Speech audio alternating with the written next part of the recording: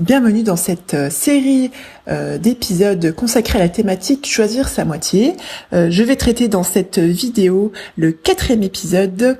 Je suis Émilie Antoine, psychologue. Bienvenue sur ma chaîne Ma Psy en ligne chez moi. Abonnez-vous.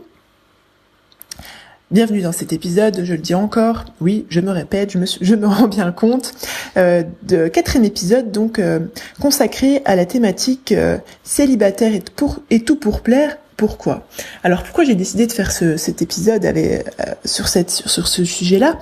Eh ben parce que souvent, quand on est célibataire, on entend des remarques. Mais dis donc, ouais, mais franchement, voilà, c'est la remarque classique. Hein, mais t'as tout pour plaire, t'es jolie, t'es beau. Voilà, selon qu'on s'adresse à un homme ou à une femme, t'es beau, t'es intelligent, franchement, t'as une carrière. Je comprends pas, mais comment ça se fait que t'as tout comme ça finalement, vous commencez limite à vous poser la question alors qu'elle vous était pas venue à l'esprit avant.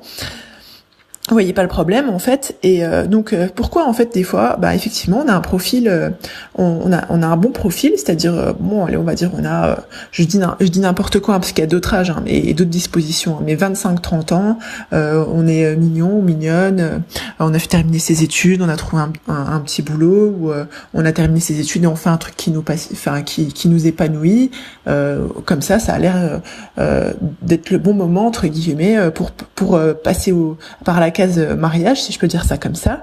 Et puis pour autant on ne trouve personne, et il y a pas, et quand on trouve des prétendants ou des prétendantes, eh bien ça colle pas. Pourquoi ? Je vais vous donner 3 raisons. En fait, je vais vous donner 3 exemples. C'est pas vraiment des raisons, c'est plutôt des exemples de profils de célibataires qui ont tout pour plaire et qui finalement ne sont pas encore mariés. Bon, bien sûr, je tiens à préciser que le mariage c'est pas une fin en soi dans la vie, c'est-à-dire qu'on peut très bien vivre, entre guillemets être épanoui sans ça. D'ailleurs, je conseille régulièrement aux personnes d'être déjà 1 avant d'être 2. Bon, ça c'est un autre sujet qu'on pourrait traiter d'ailleurs dans un autre épisode. Voilà, je reviens sur mon questionnement. Pourquoi on peut avoir tout pour plaire, si je puis dire ainsi, et être célibataire. Déjà, on peut très bien. Premier exemple. Il y a des profils, voilà, qui sont pas prêts, vraiment fondamentalement, c'est-à-dire qu'ils ne se sentent pas la maturité. Alors généralement c'est pas dit ça comme ça, mais il faut une certaine maturité émotionnelle ou même une maturité,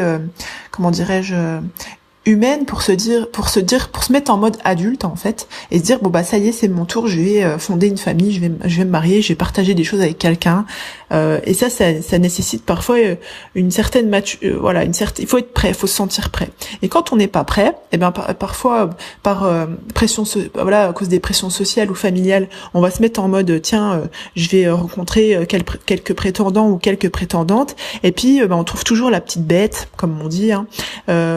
On trouve la petite bête, ça colle pas, on sabote si vraiment tout va trop, si ça se passe, on va finir par saboter le truc parce que finalement on est célibataire, on a tout pour plaire, mais on n'est pas prêt encore à se lancer. Il y a un autre type de profil, c'est les personnes qui, par exemple, n'ont pas d'assurance, n'ont pas d'estime d'elles. Donc, elles pensent que comme elles ne s'aiment pas, elles pensent inconsciemment que elles ne sont pas aimables au sens propre du terme, c'est-à-dire qu'elles ne sont pas dignes d'être aimées.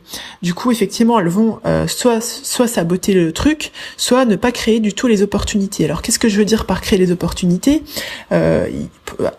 À mon humble avis, il n'y a pas de honte, il ne devrait plutôt pas avoir de tabou ni de honte lié au fait d'être célibataire. Alors pourquoi je dis ça ? Parce que souvent c'est vécu comme une gêne à un certain âge ou dans certaines cultures sociales ou culturelles. C'est honteux en fait d'être célibataire, et du coup les gens ne communiquent pas forcément sur leur souhait de se marier, l'entourage n'est pas au courant, et du coup on met pas notre entourage en disposition pour se dire tiens, mais toi t'es célibataire, une telle est célib, toi un tel est célib, mais peut-être que ça pourrait coller entre vous, et du coup finalement on se crée pas les opportunités pour rencontrer sa moitié. Et enfin, 3e explication, en fait, je pourrais parler des heures et vous en faire plein des profils, mais des fois, il faut quand même se dire que, et ça, va être mon troisième exemple, que parfois, en fait, tout simplement, il y a des choses qu'on peut pas contrôler. On peut faire des causes, on peut mettre en place des moyens, mais parfois, c'est juste pas le moment. C'est-à-dire que ça n'est pas encore ça n'est pas dans votre destin encore. C'est là en fait qu'il faut travailler le lâcher prise. Et pourquoi c'est important en fait de lâcher prise par rapport à cette question de la recherche du conjoint? Il y a une différence en fait entre ne rien faire et attendre que ça tombe, et faire des choses et être très frustré du résultat.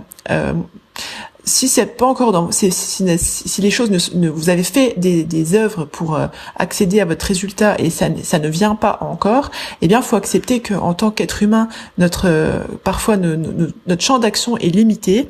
Ça n'est pas encore votre destin, il faut patienter. Et là, c'est le troisième exemple, mais il y en a encore plein d'autres que je pourrais vous donner. Voilà, si vous avez d'autres exemples de pourquoi, par exemple, on est célibataire, qu'on a tout pour plaire et qu'on trouve pas notre époux ou notre épouse, je vous invite à me le laisser en commentaire, à me laisser un petit pouce up si ça vous a plu. Voilà, si ça vous a envoyé sur des réflexions, etc. Je vous invite aussi à me laisser des commentaires, à vous abonner à ma chaîne, et je vous dis à bientôt pour le 5e épisode de cette série Choisir sa moitié.